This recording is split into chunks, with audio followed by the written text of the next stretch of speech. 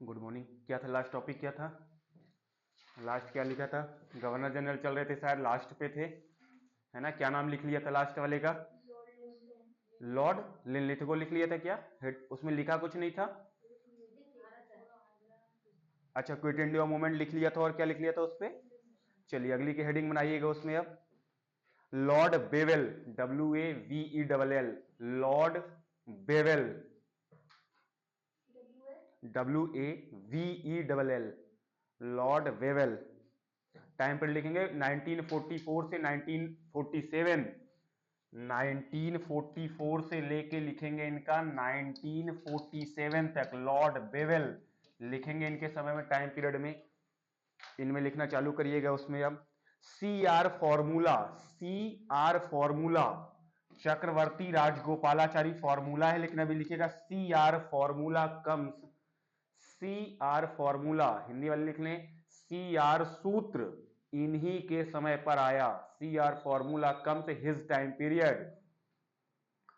CR formula comes his time period.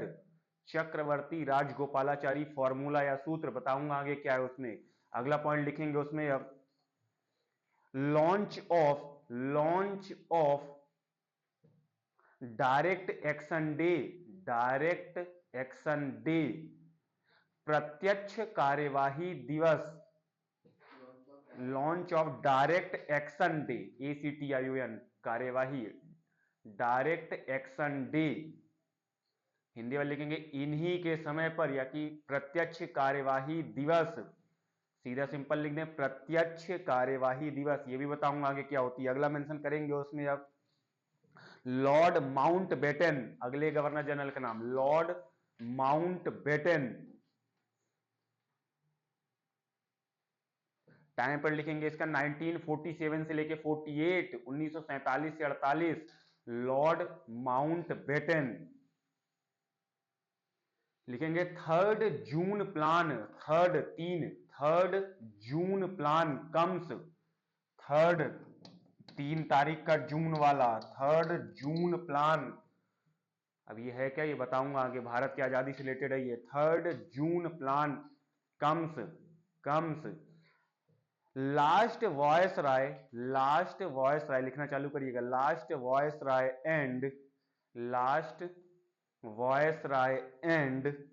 First governor general of free India, Hindi में लिखेंगे यह अंतिम वॉयस राय थे, यह अंतिम वॉयस राय थे, और आजाद भारत के, भारत आजाद हो गया था, कब हो गया था? 47 में आजाद भारत के पहले गवर्नर जनरल थे। Last viceroy and first governor general of free India.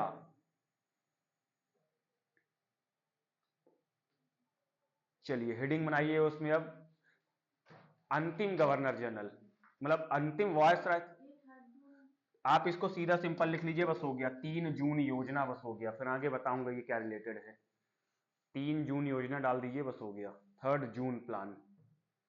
चलिए हेडिंग बनाएगा British revenue system, British land revenue system, ऐसा डालिएगा। हिंदी वाले लिखें अंग्रेज या कि ब्रिटिश भू राजस्व बंदोबस्त प्रणाली, British land revenue system. Heading बनाइएगा अंग्रेज भू राजस्व बंदोबस्त प्रणाली, भू राजस्व, अब जमीनों से अंग्रेज कैसा टैक्स लेते थे? भू राजस्व बंदोबस्त प्रणाली। चलिए पहले तो उसे समझिए। अब देखिए, जैसा आपने देखा उसमें अभी थोड़ी देर पहले उसमें, अब कि फिर वही कहानी पे आइए, फिर से उसमें अब 1764 battle of Buxar, battle of Buxar के बाद उसके बाद कौन सी? इलाहाबाद की ट्रीटी, आपकी संधि ऑफ इलाहाबाद 1765। इस दौरान तक आते आते अंग्रेजों ने भारत को पूरी तरीके से आपका कैप्चर कर लिया था। एजा आपके इकोनॉमिक रूप से आपको फिर याद करिए क्या, इस दौरान में उन्होंने पूरे क्षेत्र के व्यापार को अपने कब्जे में ले लिया। दूसरा, अब वो पॉलिटिकली भी बहुत तरीके से स्ट्रांग हो गए थे। कैसे? क्योंकि इसके पहले उन्होंने क्या किया है, 1764 बैटल ऑफ बक्सर में किसे हराया था? अंग्रेजों ने आपके अवध को भी हरा दिया, उधर से बंगाल को भी हरा दिया, और आपके जो मुगल शासक थे उसे भी उन्होंने पराजित कर दिया। अब उनकी बारी थी क्या, अब उनकी बारी थी, अभी तक वो किसी ना किसी रूप में टैक्स दे रहे थे, जैसे व्यापार करने के लिए वो क्या दे रहे थे, टैक्स दे रहे थे, लेकिन अब उन्हें पता चल गया क्या कि हम इकोनॉमिक और पॉलिटिकल दोनों रूप से क्या हो चुके हैं, स्ट्रांग हो चुके हैं। अब उन्होंने आपका क्या लिया, लैंड रेवेन्यू लाए, आपके भू सुधार लाए उसमें, और भू सुधार के अंतर्गत उन्होंने क्या किया, जो किसान थे किसानों से उन्होंने क्या लिया, टैक्स लेना चालू करा। और उन्होंने जो टैक्स का फॉर्मेशन बनाया, सिस्टम बनाया, वो आपके 3 पार्ट्स में बनाया। अभी समझिए पहले उसको, क्या सबसे पहला पार्ट जो उन्होंने बनाया था, उन्होंने बनाया आपका क्या, स्थायी बंदोबस्त, जिसे आपका बोला जाता है परमानेंट सेटलमेंट। एक्सप्लेन करता हूं। दूसरा उन्होंने बताया आपके रैयतवाड़ी सिस्टम, रैयत। और तीसरा उन्होंने बनाया महालवाड़ी, ये तीनों नाम है, ठीक है ना उसमें। अब रैयतवाड़ी, महालवाड़ी हो गया आपके उसमें, और तीसरी आपकी हो गई उसमें क्या, स्थायी बंदोबस्त। अब समझिए ये है क्या, ये तीनों आपके क्या है, लैंड रेवेन्यू के नाम है आपके अंग्रेजों के सुधार नीति के। मतलब सुधार नीति क्या बोलिए, एक प्रकार से शोषण नीति बोलिए इसे। अब स्थायी बंदोबस्त में क्या हुआ ये समझिएगा, अंग्रेजों ने भूमि का स्वामी, अब जैसे किसान थे, किसानों के पास जो भूमि होती थी, अंग्रेजों ने भूमि का स्वामी बना दिया किसे, इसके अंतर्गत आपके जमींदारों को। अब ये जमींदार क्या करते थे, जमींदार यहां से किससे टैक्स लेते थे, किसानों से टैक्स लेते थे।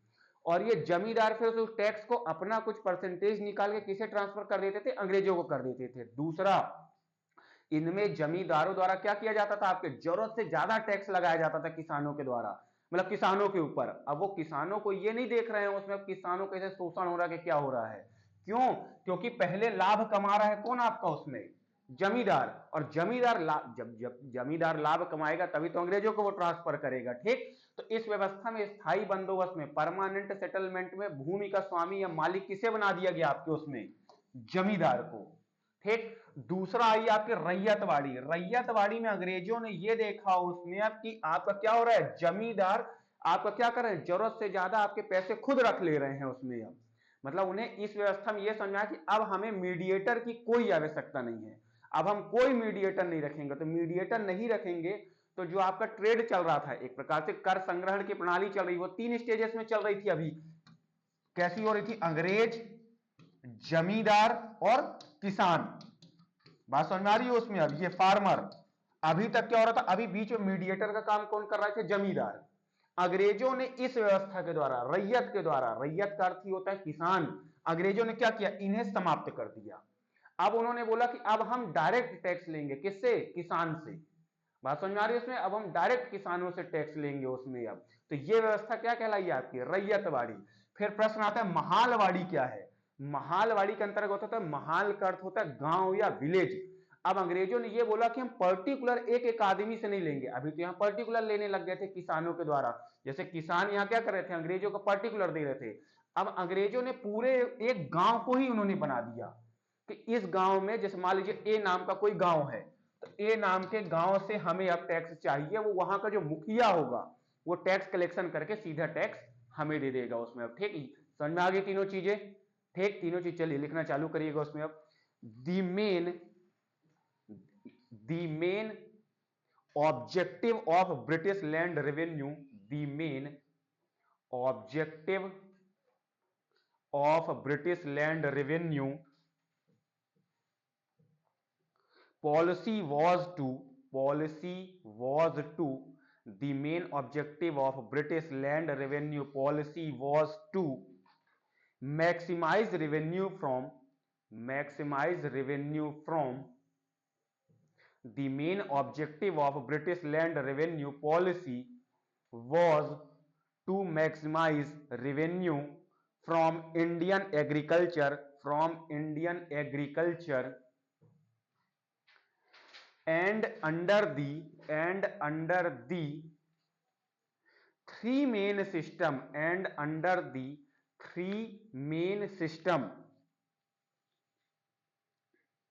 हिंदी वाले उसे लिखना चालू करें उसमें। अब 3 मेन सिस्टम हिंदी वाले उसे मेंशन करना चालू करें।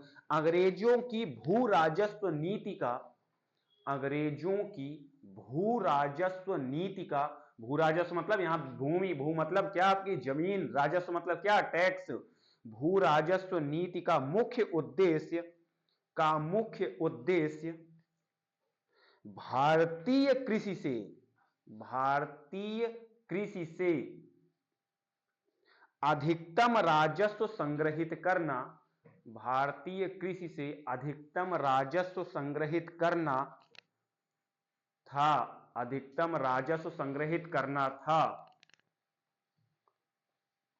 जिसके तहत तीन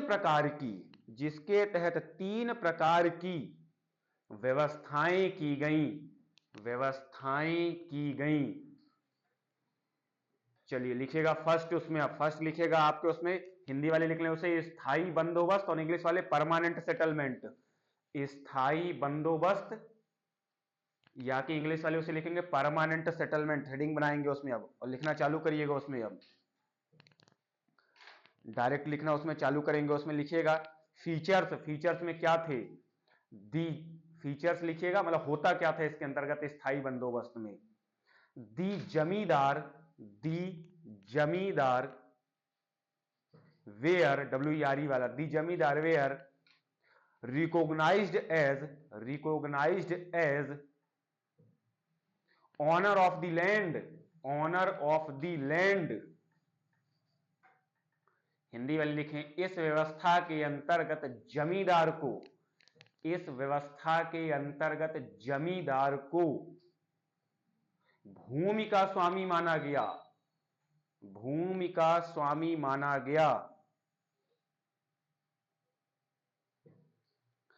इंग्लिश वाले आगे लिखना चालू करेंगे, and the revenue payable to दी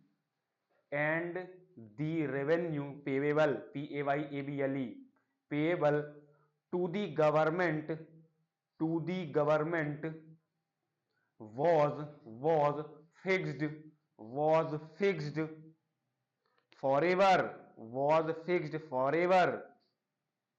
हिंदी वाले में सरकार मतलब अंग्रेजी सरकार को देय राजस्व, देय मतलब प्रदान करने वाला, देय राजस्व हमेशा के लिए निश्चित कर दिया गया।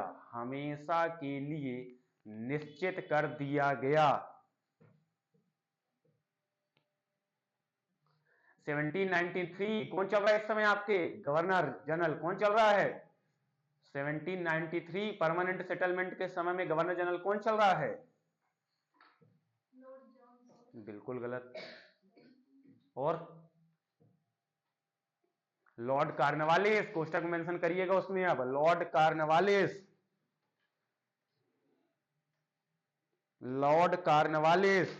और लिखना चालू करिएगा ये इंप्लीमेंट कहां हुई थी। अब नीचे हेडिंग बनाएंगे उसमें। अब हिंदी वाले लिख ले लॉर्ड कॉर्नवालिस, अब इंग्लिश वाले लिखेंगे implement.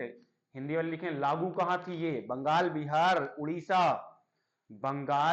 Orissa by Lord Cornwallis.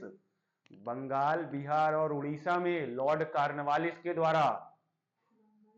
Orissa.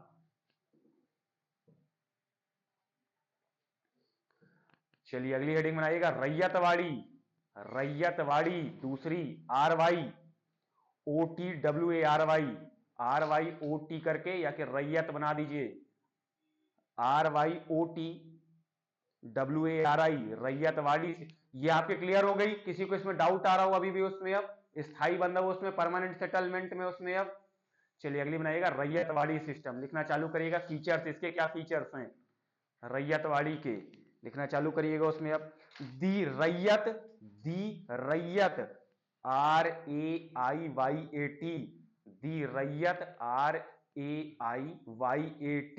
Question में लिख लीजिएगा फार्मर, दी रैयत फार्मर कोष्टक में हैड ए डायरेक्ट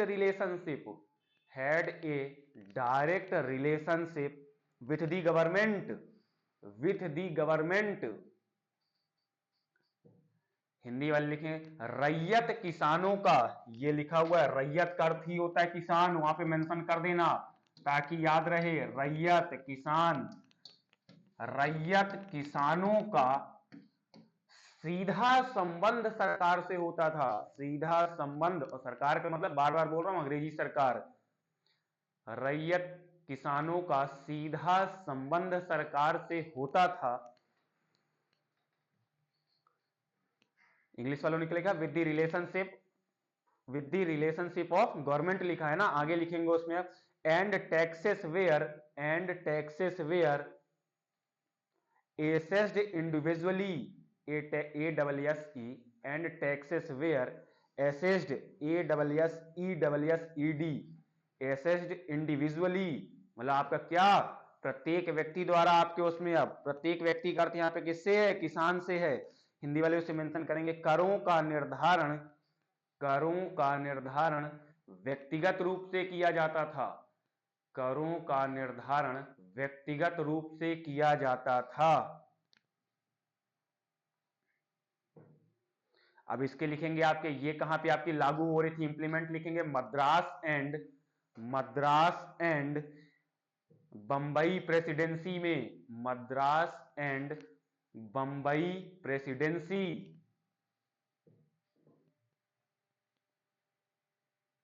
एक और इसमें मेंशन करेंगे उसमें अब introduced Madras and Bombay presidency Hindi वालों ने लिख लिया ना उसमें। अब चलिए इंट्रोड्यूस लिखिएगा उसमें, introduce Thomas Munro, Thomas THOMAS, Thomas Munro MUNRO, Thomas Munro, introduced Thomas Munro and Captain Read READ, and Captain Read. Hindi वाले लिखे उसे थॉमस मुनरो और कैप्टन रीड की सहायता से, अंग्रेज अधिकारी थे आपके ये, कैप्टन रीड की सहायता से, Thomas Munro and Captain Read. और उधर किसका आपका रोल लगा हुआ है पहले वाले में, लॉर्ड कॉर्नवालिस का।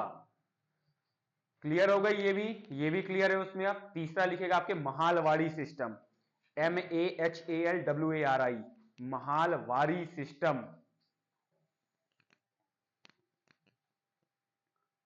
चलिए मेंशन करना चालू करेगा इसके फीचर्स में क्या था। In this system Mahalwari, in this system Mahal MAHAL लिखेंगे, इन दिस सिस्टम महाल, और कोष्टक में लिख लीजिएगा आपके जब महाल लिखेंगे entire village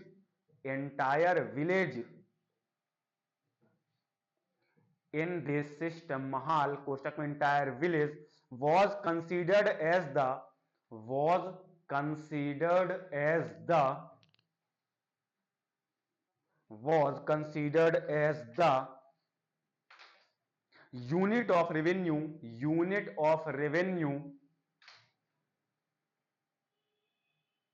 and not individual farmer।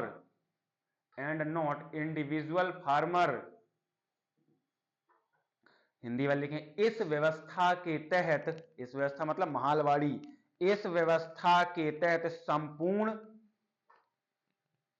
Mahal, कोष्टक लिख लेना, ऐसा लिख लेना पड़े, संपूर्ण महाल, कोष्टक लिख लेना पूरा गांव, संपूर्ण महाल पूरे गांव को राजस्व की इकाई माना गया, ना कि व्यक्तिगत किसान को, चलिए इंप्लीमेंटेशन लिखिएगा, कहां ये इंप्लीमेंट हो रही थी आपकी उसमें। अब इंप्लीमेंटेशन में लिखेंगे उसमें, अब उसका इंप्लीमेंटेशन लिख लिया था ना सेकंड वाले का, रैयत वाले का। चलिए इसका लिखिएगा गंगा वैली, हिंदी वाले गंगा घाटी, गंगा वैली पंजाब प्रोविंस या प्रेसिडेंसी, पंजाब के प्रोविंस या प्रेसिडेंसी में, गंगा घाटी और पंजाब क्षेत्र में। चलिए इसमें लिखिएगा उसमें अब introduced by Holt Mackenzie, HOLT, Holt Mackenzie, MACKENZIE,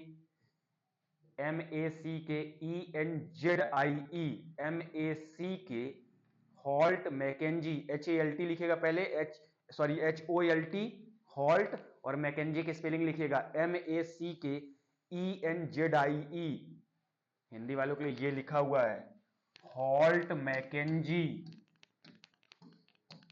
और ये तीनों का नाम याद रख लेना, तीनों व्यक्ति का, हॉल्ट मैकेंजी। पहले वाले में कार्नवालिस, दूसरे वाले में कैप्टन रीड एंड मुनरो, और थर्ड वाले में हॉल्ट मैकेंजी। ठीक, क्लियर हो गई। ब्रिटिश लैंड रेवेन्यू सिस्टम, किसी को डाउट आ रहा हो, क्लियर है यहाँ पे। चलिए अगली हेडिंग बनाइएगा, एंग्लो मैसूर वॉर, आंग्ल मैसूर युद्ध। एंग्लो मैसूर वॉर, आंग्ल मैसूर युद्ध। चलिए लिखना चालू करिएगा। कितने युद्ध लड़े गए, कितने आंग्ल मैसूर युद्ध लड़े गए थे,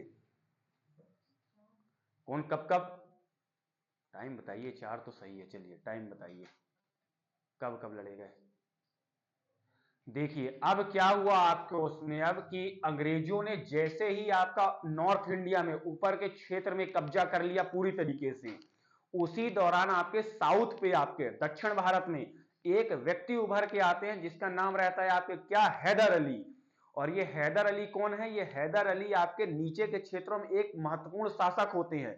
और इतिहास में जाएंगे पुराने, पहले तो इसके यहाँ पे आपके वाडियार डायनेस्टी चल रही थी। वाडियार डायनेस्टी के आपके जो हेड वगैरह चल रहे थे, चिक्का गणराज्य आपके उसमें अब है ना, माफ करिएगा, चिक्का कृष्णराज, चिक्का कृष्णराज कर रहे थे। और उसी के बाद जो आपके यहाँ की सत्ता आई वो हैदर अली के हाथों में आई।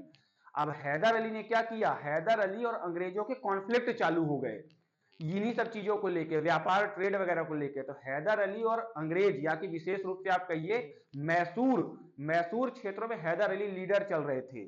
और मैसूर और अंग्रेजों के बीच आपका क्या हुआ, उसमें 4 युद्ध लड़े गए उसमें, अब जिसे आप क्या आंग्ल मैसूर वॉर के नाम से जाना जाता है। चलिए फर्स्ट मेंशन करेगा, फर्स्ट एंग्लो मैसूर वॉर, प्रथम आंग्ल का मतलब अंग्रेज से है, ठीक है ना। यहाँ पे प्रथम आंग्ल मैसूर युद्ध, फर्स्ट एंग्लो मैसूर वॉर, लिखेगा 1767 से लेकर 1769। प्रथम आंग्ल मैसूर युद्ध, प्रथम या कि फर्स्ट आंग्ल मैसूर वॉर। और टाइम पीरियड क्या लिखा आपके, 67 से लेके 69। चलिए लिखना चालू करिएगा इसमें। अब रीजन क्या था इसका, पहले आंग्ल मैसूर युद्ध का reason, the growing power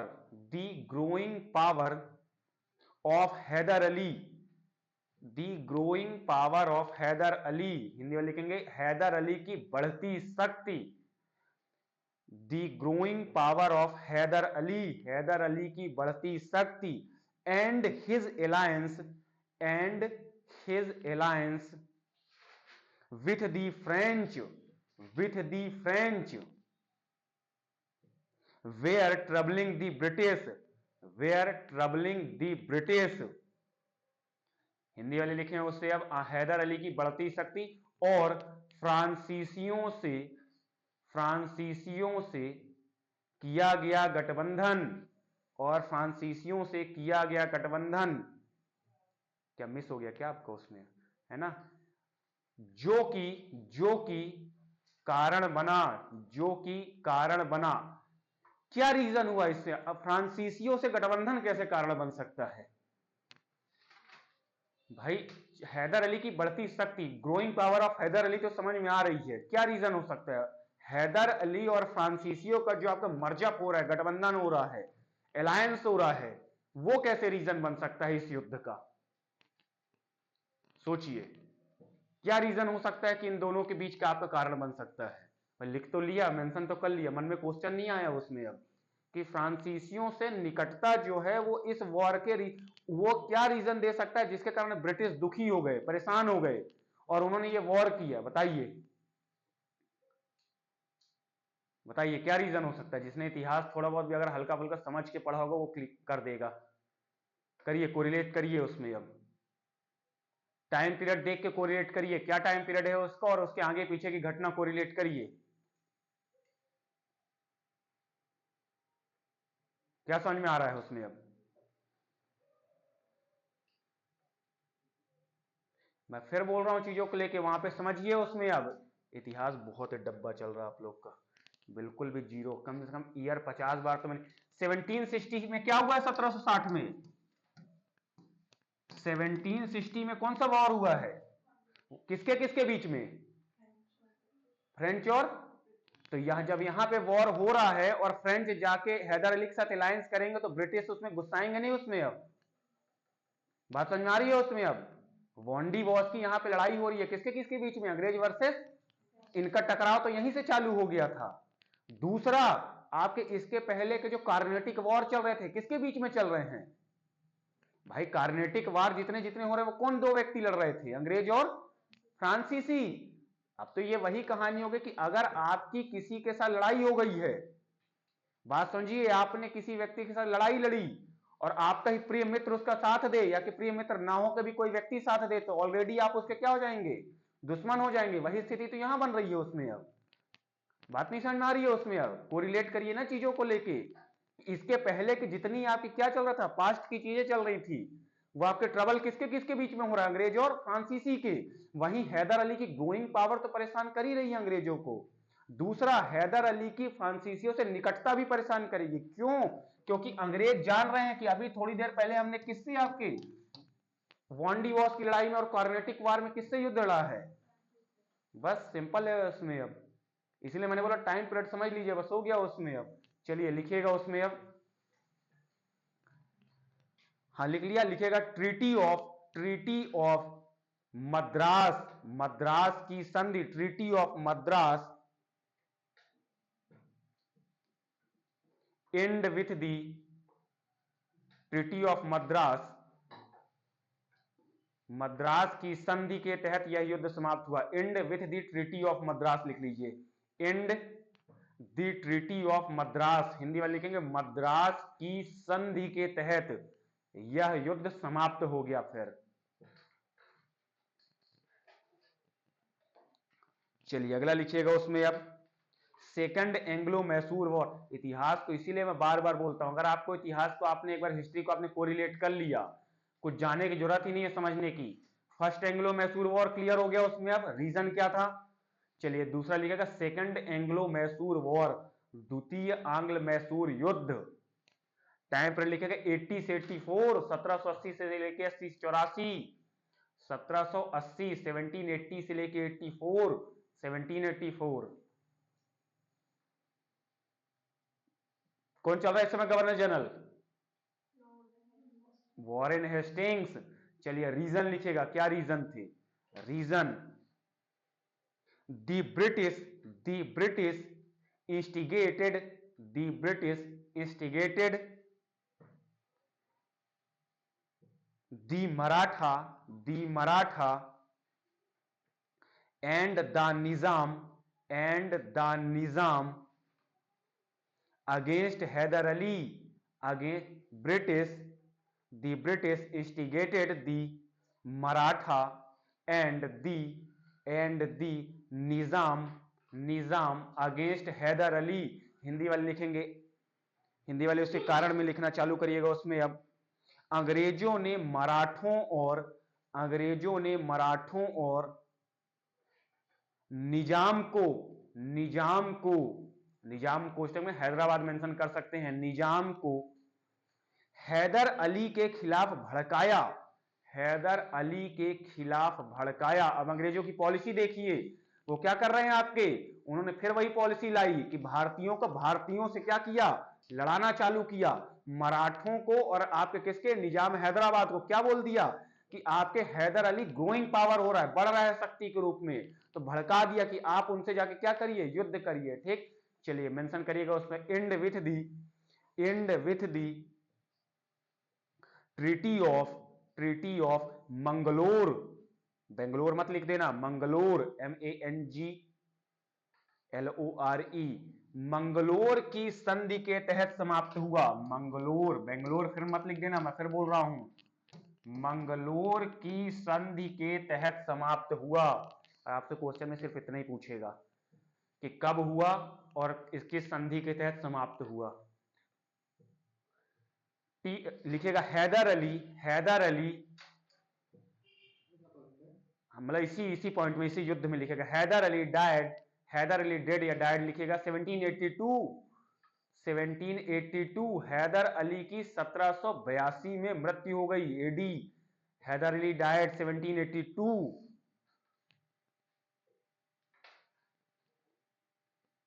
Haider Ali died 1782। चलिए अगला मेंशन करेगा थर्ड एंग्लो मैसूर वॉर, तृतीय आंग्ल मैसूर युद्ध 1790 से लेकर 92। फिर वही प्रश्न आया कि अब जब हैदर अली की मृत्यु हो गई तो उसके बाद इस वॉर को आपने क्या टाइम पीरियड लिखा, 1782 में क्या हो गई आपकी उसमें हैदर अली की मृत्यु हो गई उसमें। अब तो फिर क्या हुआ, युद्ध का क्या हुआ, बता रहा हूं थोड़ी देर से। युद्ध का क्या हुआ, युद्ध आपके क्या किया, हैदर अली के पुत्र जिसका नाम था क्या, टीपू सुल्तान, टीपू सुल्तान ने इसे आपका क्या किया, उसमें सम्मिलित हुआ उसमें। अब लेकिन कहा यह जाता है कि जैसे ही हैदर अली की मृत्यु हुई, किसमें, ये पूछा गया क्वेश्चन है, हैदर अली की मृत्यु किस एंग्लो मैसूर वॉर में हुई थी। आपको ऑप्शन देगा फर्स्ट, सेकंड, थर्ड और फोर्थ। तुक्का मत मारना वहां जाके, टाइम पीरियड चेक कर लेना, 1782 है। और सबसे बड़ी बात, अगर ये याद ना रहे तो इतना तो याद कर ही लो कि दूसरे में हो गई थी। उसके बाद युद्ध को किसने संभाला, आपके उसके लड़के टीपू सुल्तान ने। और फिर टीपू सुल्तान आपका अंग्रेजों से कौन सा युद्ध लड़ेगा, थर्ड एंग्लो मैसूर वॉर, तृतीय आंग्ल मैसूर युद्ध। टाइम पीरियड लिखेंगे 1790 से लेके 1790 से लेके 92, 1790 से लेके 1792। चलिए रीजन लिखेगा Tipu Sultan, Tipu Sultan refusal to, Tipu Sultan refusal अस्वीकार करना, Tipu Sultan refusal to accept the subsidiary alliance with, subsidiary alliance with, या कि subsidiary alliance of the British, subsidiary alliance of the British. Hindi वाले लिखेंगे टीपू सुल्तान ने, टीपू सुल्तान ने अंग्रेजों से, टीपू सुल्तान ने अंग्रेजों की, लिख लीजिएगा, टीपू सुल्तान ने अंग्रेजों की सहायक संधि को, सहायक संधि को स्वीकार नहीं किया, स्वीकार नहीं किया। अंग्रेज कह रहे थे संधि करने के लिए, टीपू ने क्या किया, मना किया। तो वही क्या रीजन हो गया, वॉर का। लिखेंगे and with treaty of, and with treaty of Srirangapatnam, spelling लिख लेना, SERING, श्री SERING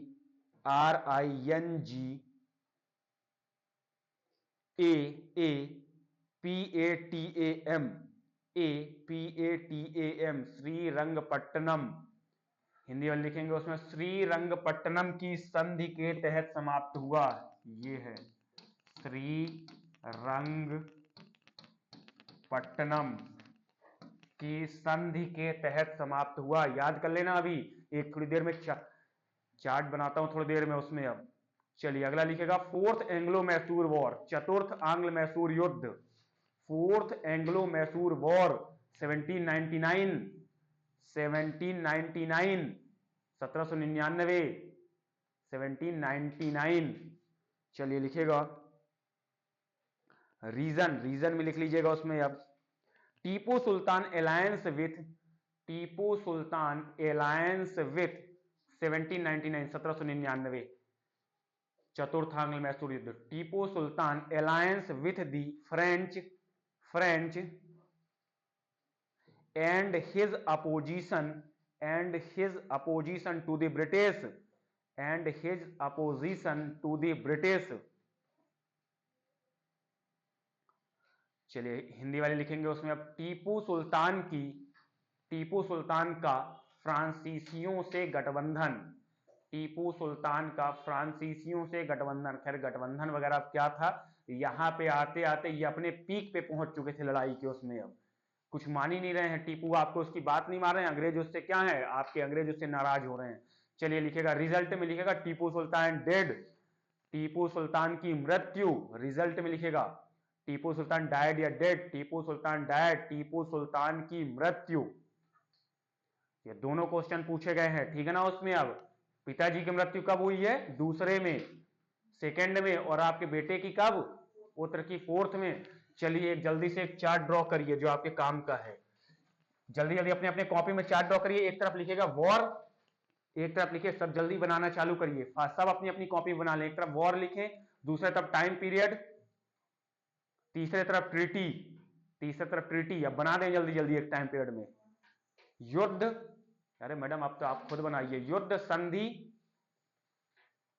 और आपका समय, कब आपका वर्ष रहा है, बनाओ जल्दी जल्दी अपनी अपनी कॉपी में, फास्ट जल्दी से। हाँ मैडम चालू करिए बनाना। अब अभी बताना पड़ेगा क्या इसमें, अब बनाइए। फर्स्ट सेकंड थर्ड फोर्थ लिख के चालू कर दीजिए, बस हो गया। पूरा नहीं लिखना है तो फर्स्ट सेकंड थर्ड और फोर्थ लिख लीजिए, बस ये याद रखना कि एंग्लो मैसूर। हाँ भाई साहब बनाइए, अब आपकी कॉपी में लिखा दिया मैंने। अब आप बनाना चालू करिए। प्रथम द्वितीय तृतीय चतुर्थ और संधि लिखी है उसमें, ट्रीटी कौन सी रही है उसमें, अब टाइम पीरियड क्या लिखा है आपने, सब लिखा तो दिया मैंने उसमें। अब नहीं समझ में आ रहा, किसके नहीं समझ में आ रहा है, फिर एक्सप्लेन करो। मैडम आपके आ गया।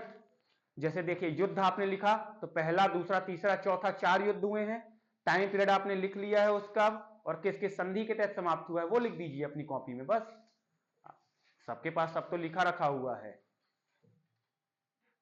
फास्ट करिए। और सेकंड और फोर्थ वाले में लिख लीजिएगा हैदर अली डेड, और फोर्थ वाले में टीपू सुल्तान की मृत्यु।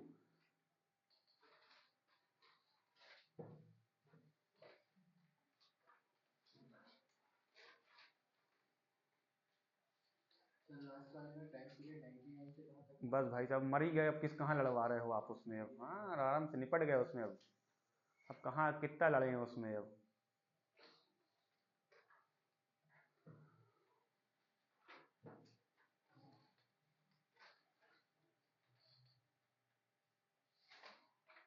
चलिए बन गया, बन गया सबका, हो गया। फर्स्ट कब से कब तक, 67 से ट्रीटी कौन सी, ठीक है उसमें हम ना। दूसरा 80 से 84, किसका नहीं बना, किसको और प्रॉब्लम आ रही है, किसको प्रॉब्लम आ रही है बताओ पहले। कोई, अरे मैडम जब समाप्ति हो गए तो ट्रीटी कौन करेगा फिर। अब क्या चाह रही हैं आपके, फिर से जिंदा होकर ट्रीटी करें क्या उसमें। अब कि रिटर्न आए कि भैया अंग्रेज संधि रह गई हमारी, हम आते हैं थोड़ा स्वर्ग से घूम के, क्या चाह रही हैं आप। जब युद्ध वही आदमी ही नहीं बचा तो संधि कौन करेगा उसमें फिर। अब मेंशन हो गया। चलिए पहला कब से कब तक था, 67 से ट्रीटी कौन सी, मद्रास। दूसरा 80 से 84 ट्रीटी कौन सी, मंगलोर। क्या रिजल्ट रहा है, हैदर अली की डेथ हो गई आपकी। थर्ड कौन सी, 90 से ट्रीटी कौन सी आपकी, फोर्थ कब से कब तक, 99 में आपका उसमें, ठीक है ना। और क्या हो गया, टीपू सुल्तान डेड। क्लियर, किसी को अभी भी इसमें डाउट आ रहा हो। चलिए अगला मेंशन करेगा रीजनल किंगडम, क्षेत्रीय राज्य, हेडिंग बनाइएगा। अब देखो इतने अच्छे अच्छे चार्ट खुद घर में खुद ही आप लोगों ने बनाया, इसको पेपर में मत भूल जाना। तो खुद ही चार्ट बना रहे हैं, खुद ही वहां जाकर भूल गए उसमें। अब राज्य, रीजनल किंगडम, क्षेत्रीय राज्य साम्राज्य, जो लिखना है लिख लीजिए। चल अब क्या हुआ इसे फिर समझिए उसमें। अब ये क्षेत्रीय राज्य या कि क्षेत्रीय साम्राज्य कैसे आए उसमें, किंगडम कैसे बने उसमें। अब ये जो बनना चालू हुए हैं वो लगभग लगभग अप्रोक्सीमेट आपके 1720 के बाद से बनना चालू हुए। क्या हुआ इस समय मुगल शासक कौन चल रहा है, मुगल शासक 1720 टाइम पीरियड में कौन चल रहा है, इसके पहले और कौन चल रहा था, बिल्कुल नहीं। औरंगजेब 1707 में ही मर गए, फिर रिटर्न आएंगे क्या राज करने के लिए, नहीं बिल्कुल नहीं, 1712 के समय में वो। और फर्रुखसियर और मोहम्मद शाह रंगीला, ये ऐसे राजा हो गए थे कि फिर कहानी रिलेट करिए। रीजनल किंगडम लिखा तो नहीं है ना, क्षेत्रीय राज्य नहीं लिखा ना श्योर। हाँ अब क्या हुआ, जैसे ही आपके अदर क्षेत्रों ने देखा आपके जो अभी तक किसके अंडर काम कर रहे थे, आपके मुगल के अंडर काम कर रहे थे, उन्होंने ये देखा उसमें अब कि ये दौर ऐसा आ गया कि जो मुगल शासक हैं आपके उसमें अब कैसे हो गए हैं, वो अयोग्य हो गए हैं। वो खुद कहीं ना कहीं डायरेक्ट और इनडायरेक्ट रूप से अंग्रेजों के अधीन होते जा रहे हैं। इन लोगों ने जैसे रीजनल किंगडम में कौन से, अवध हो गया, बंगाल हो गए आपके, इन क्षेत्रों ने क्या किया आपका, इन क्षेत्रों ने स्वयं को इंडिपेंडेंट स्वतंत्र घोषित करना चालू किया। अब हम तुम्हारे अंडर में नहीं रहेंगे, मतलब किसके, अब हम तुम्हारे अंडर में, मुगलों के अंडर में नहीं रहेंगे। क्या रीजन, रीजन ये था कि उन्होंने ये देखा कि अगर हम इनसे आजाद होते भी हैं तो ये क्या होगा, ये हमारे ऊपर कब्जा या कि अधिकार नहीं कर सकते हैं, क्योंकि ये खुद कमजोर हो चुके हैं उसमें अब, है ना। सही मायने से ये देखा जाए आपका क्या होगा, कोई भी आपके नीचे का व्यक्ति, जैसे मैं बोलूं आपके क्षेत्रीय राज्य जो होंगे, जैसे बंगाल हो गया, आपका अवध हो गया, ये तो तब डरे जब आपके क्या हो, आपके शीर्ष पे आपका क्या हो, आपके कोई केंद्रीय शक्ति विराजमान हो जो इनके ऊपर बाई चांस क्या कर सके, हमला कर सके।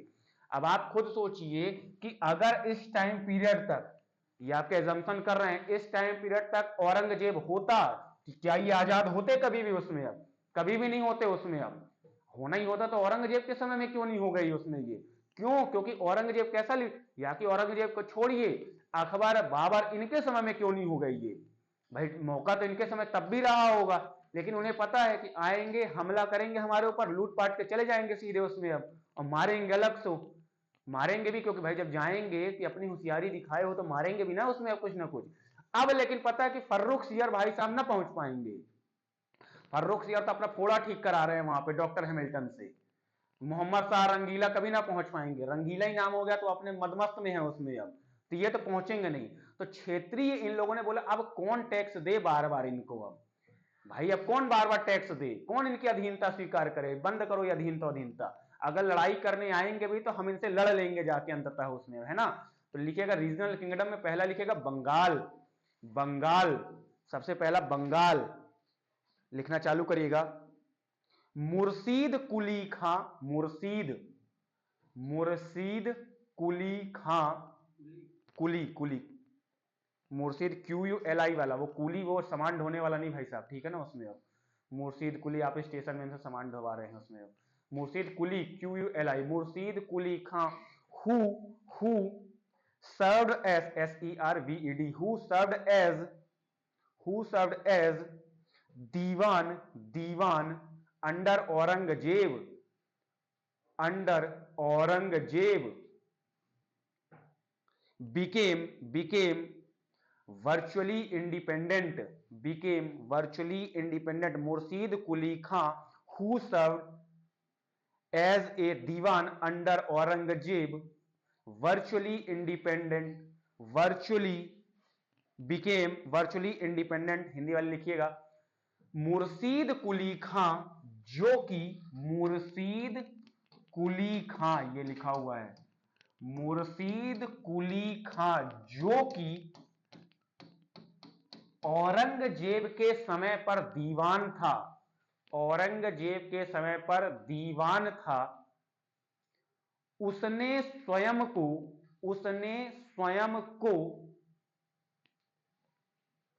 स्वतंत्र घोषित कर लिया, उसने स्वयं को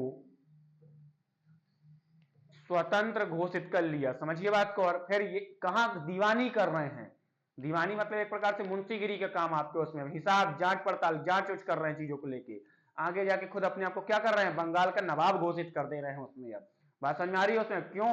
क्योंकि मुगल लीडर समझ में आ गया कि अब कमजोर हो गए। ठीक, लिखेगा आगे, but had to pay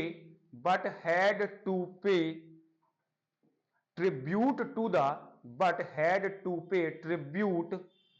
to the Mughal empire, but had to pay मतलब भुगतान, but had to pay tribute to the Mughal emperor, लेकिन यह मुगल साम्राज्य को कर देता था, कर मतलब टैक्स, कर देता था। हो गया, इच्छा कर रही थी, दिए जा रहे थे तब तक। अगला लिखेगा he was replaced by Ali वर्दी खां, अली वर्दी खां। इसके बाद अच्छा ये सब बंगाल में चल रहा है, ठीक है ना उसमें। अब इसके बाद अली वर्दी खां बंगाल का नवाब बना, इसके बाद अली वर्दी खां बंगाल का नवाब बना।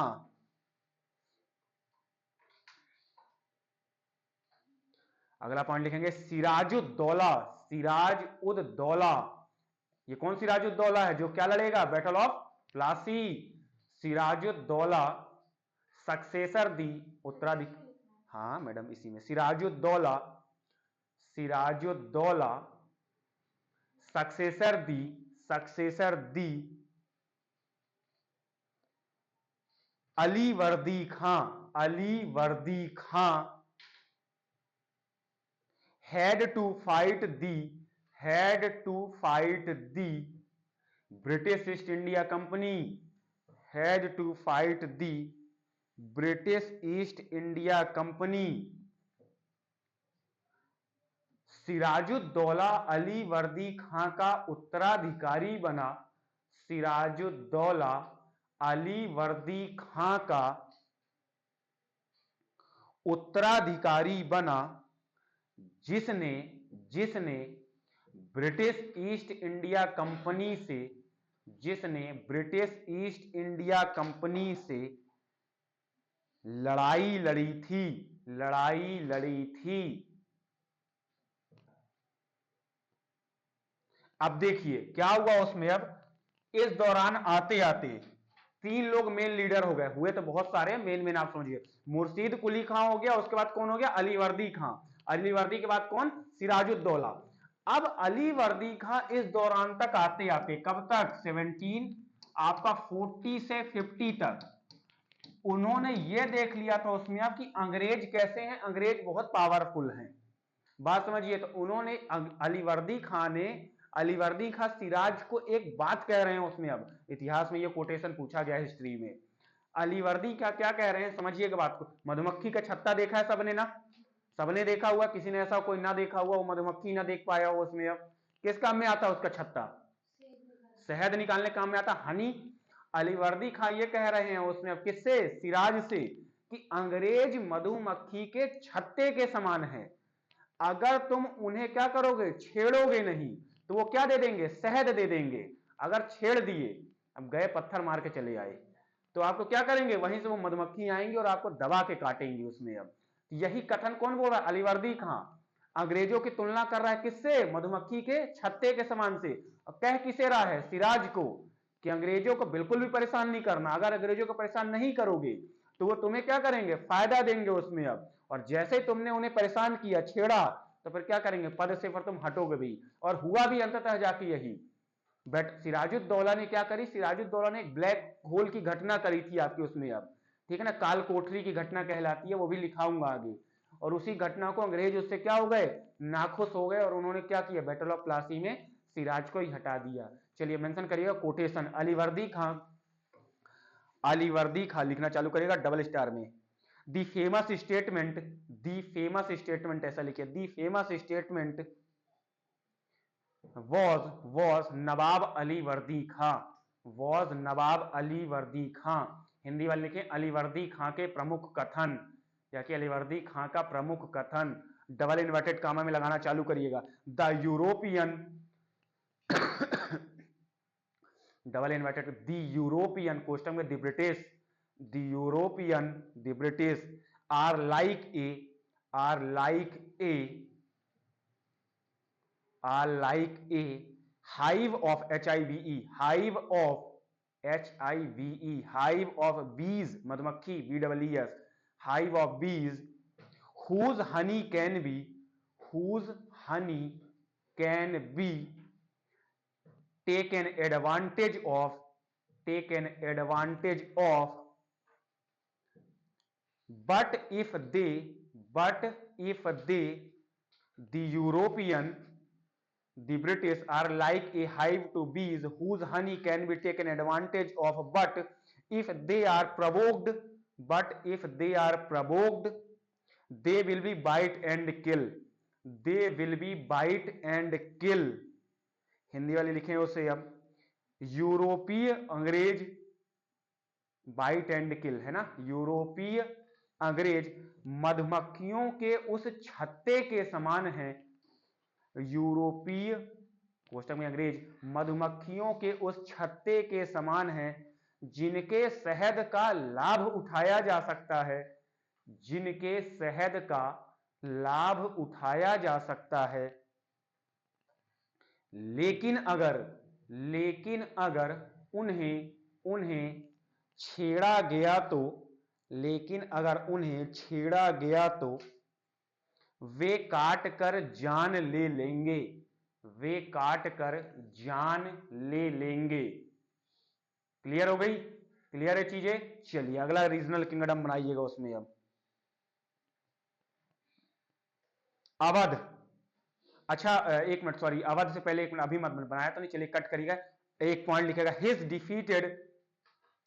डिफीटेड मतलब आपके ये कौन, सिराजुद्दौला, सिराजुद्दौला या कि his defeated, Siraj defeated in the battle of Plassey, in the battle of Plassey, कब हुई, डेट बताइए इसकी, 23 जून 1757। बर्थडे रहता है क्या मैडम आपके, याद है आपको, अच्छा चलिए लिखिएगा उसमें अब, his defeated battle of Plassey resulted,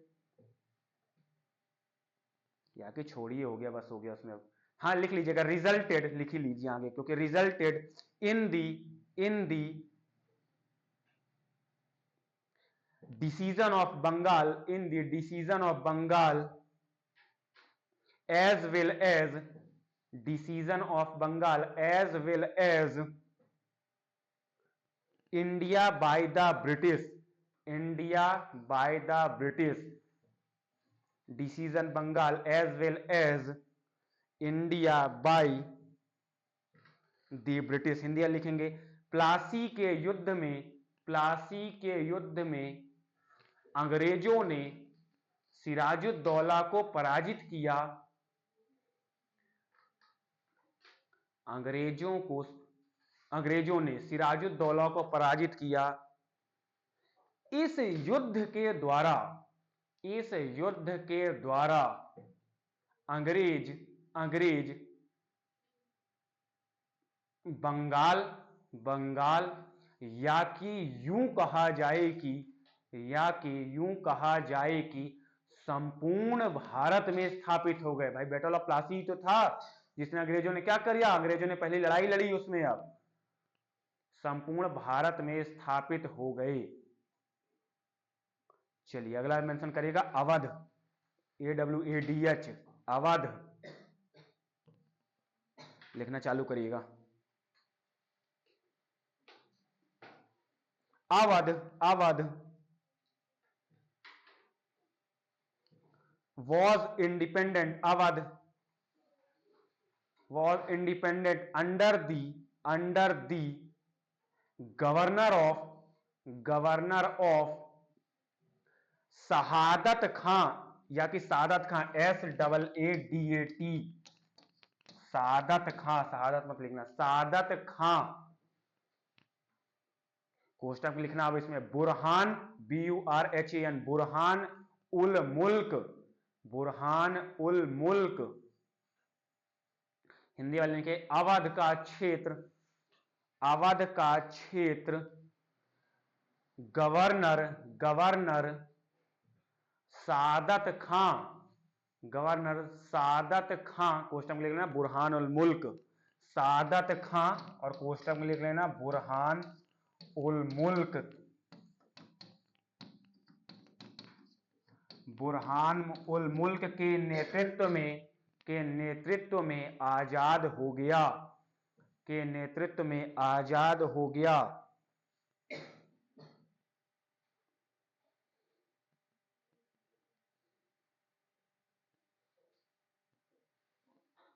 चलिए अगला बनाइएगा राजपूत में लिखना चालू करिएगा उसमें अब,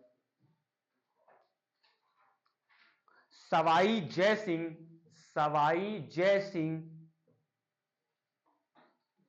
is the most important Rajput ruler, Sawai Jai Singh राजपूतों के एक महत्वपूर्ण राजा थे, Sawai Jai Singh as the most important ruler of Rajput.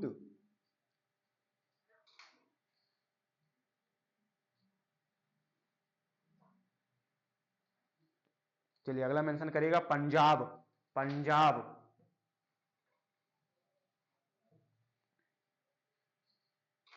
Maharaja Ranjit Singh, Maharaja Ranjit Singh was the most important leader was the most important leader of the Punjab. महाराजा रंजीत सिंह पंजाब के महत्वपूर्ण राजा थे। महाराजा रंजीत सिंह पंजाब क्षेत्र के महत्वपूर्ण राजा थे।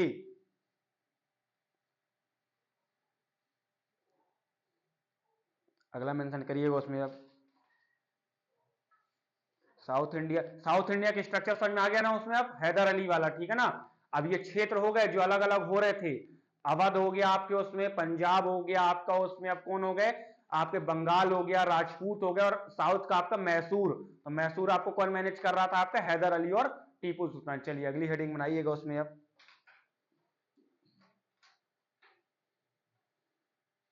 गवर्नर जनरल कंप्लीट हो चुके हैं पूरे उसमें, अब है ना, उसको कुछ करने की जरूरत नहीं है। हेडिंग बनाएगा Anglo Maratha war. Anglo Maratha war, आंग्ल मराठा युद्ध। चलिए फिर एक चार्ट बनाइए उसमें। आप लिखिएगा आपके वॉर, वॉर आपका टाइम पीरियड, या कि वॉर लिखिए कितने हुए हैं वॉर, दूसरे में लिखेंगे आपके टाइम पीरियड, युद्ध, और दूसरे में टाइम पीरियड। चलिए लिखिएगा first Anglo Maratha war. First Anglo Maratha war, प्रथम आंग्ल मराठा युद्ध। टाइम पीरियड लिखेगा 75 से लेके 82, 1775 से लेके 1782, 1775 से लेके 1782। लिख लिया। 1700 आपके 75 से लेके 1782, 1782। चलिए अगला मेंशन करिएगा द्वितीय आंग्ल मराठा युद्ध। द्वितीय या सेकंड आंग्ल मराठा युद्ध मेंशन करेगा 1803 से लेके 1805, 1803 से लेके 1805। अगला मेंशन करिए थर्ड आंग्ल मराठा युद्ध, 1817 से लेके 1818, 1817 से लेके 1818, एक वर्ष। 1818, 1817 से लेके 1818। चलिए अब हेडिंग बनाना चालू करिएगा वहां, first Anglo Maratha war. First Anglo Maratha war, या कि अभी ऐसा नहीं, फर्स्ट एंग्लो मराठा वॉर की जगह हेडिंग बनाई उसमें पेशवा। पहले पेशवा पढ़िए उसमें। अब पेशवा, जिसको हम नेक्स्ट क्लास में करेंगे उसमें। अब पेशवा, क्योंकि क्या है, अब आपके वही आएंगे कौन, आपके बाजीराव वगैरह उसमें। अब अभी तक देखिए इसका भी थोड़ा सा समझ लीजिए उसमें। अब इसका भी बड़ा कॉन्फ्लिक्ट चला है।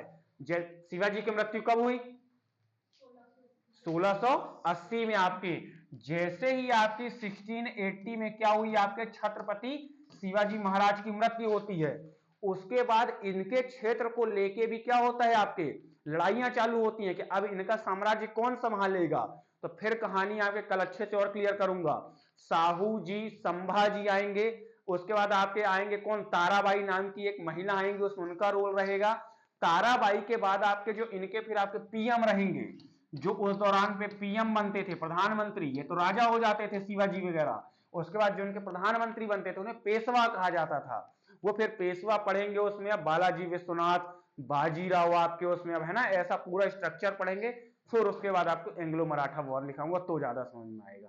ठीक, और कुछ पूछना है, किसी कुछ डाउट आ रहा हो, कुछ पूछना हो किसी को,